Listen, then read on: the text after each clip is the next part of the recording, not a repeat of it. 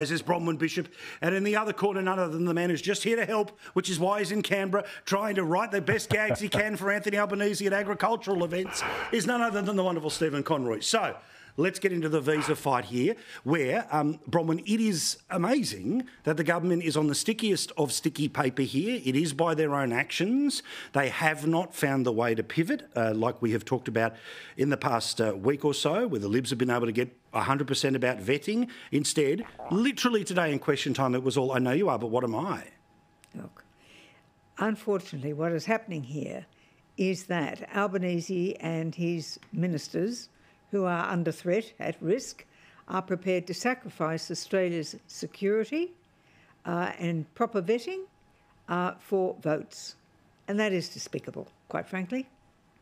So we're in a scenario where, what's the number? But 7,000 have been rejected, but the government... 3,000 accepted. Well, that's it. But the government tries to turn around and say, oh, that process works. But as they admitted today, the process that is playing out is hardly the highest possible bar to get people into the country. They don't want the highest possible bar. They want the quickest way they can get them there to meet the demands of the leaders of the Muslim vote movement, so that they can hopefully get their second preferences, I guess, where they're running candidates or not to run and support them. Because, Stephen, the issue is that even if you would disagree with every word that Bronwyn has just said, Australia is taking a seemingly disproportionate number of people from Gaza compared to other countries. Now, there are reasons why the Arab League has made the decisions it has about the countries in and around, but in terms of places like Spain, the UK, the US,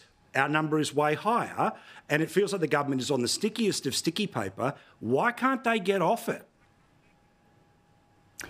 Well, firstly, not surprisingly, I don't agree with any of the, quite frankly, wildly rabid suggestions as to what's behind this that Bronwyn's just conclusions. made. There's nothing logical about the sort of rabid contribution. Logical conclusions, Bronwyn. Stephen. Just you have no facts. You have no facts to support a single word you said. Yes, we have. We've seen them in the Parliament every day. Your rabid opinion. So, just to move on from a So why can't they get off the sticky paper? You're there to help. Look, the government have wanted to, and I think, firstly, Peter Dutton, I think, has correctly just slightly walked back when he addressed his 100%. party room meeting this week. So I think that was the correct decision. You and I talked about that last week. Mm-hmm. So I think he's taken away the major bone of contention around where he went. Now we're down to a question of the visa processing and whether or not the government have been too fast. So the government have rightly said we are prepared to take some refugees. We're not taking tens of thousands. And I'm not being critical of the size or the lack of size. I'm not passing judgment on that. But they've made the decision there are some citizens of Gaza who should be able to come to Australia. Now, part of the exit process is that the government seeks advice from the Israeli government, and nobody gets through without the Israeli government and their processes giving some advice to our government, because by definition we're not on the ground, so we turn to the people who perhaps would know the best, which is the Israeli government. So the people that have made it through some of the process have also made it through an Israeli government vet.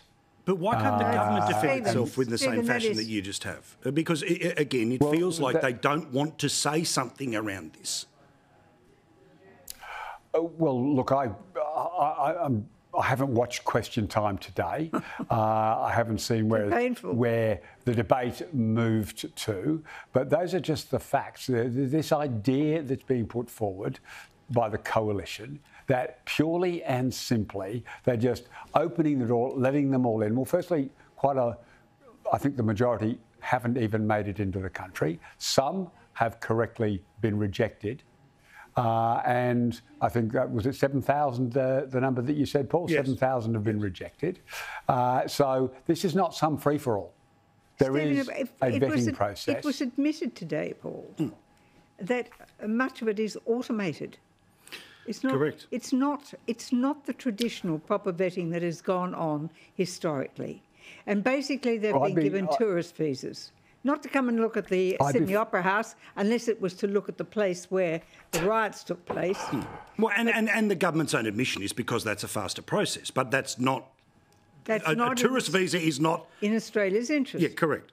Yeah, so correct. The reason that you're asking why they're on the sticky paper is because there's a cover-up going on. 100%. There's stuff they simply don't want to admit to or disclose.